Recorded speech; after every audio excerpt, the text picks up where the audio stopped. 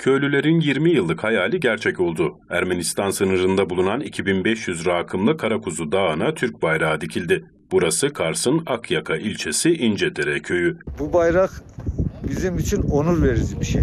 İncedere köyü muhtarı Ömer Koral ve köylüler kolları sıvadı. Hayata geçirilen girişimler sonucu 20 yıldır hayal edilen bayrak dikimi gerçekleşti. Makara sistemli 15 metrelik bayrak direği, 6 metre bayrak ve diğer malzemeleriyle İncedere köyüne getirildi.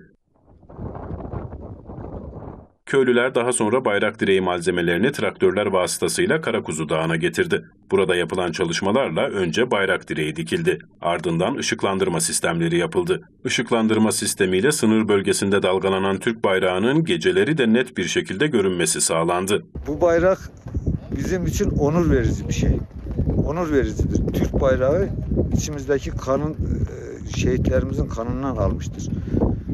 Onun için biz de bayrağımızı çok seviyoruz. Bayrağımıza, milletimize, vatanımıza bağlı olduğumuzu göstermek için bu bayrağı diktik.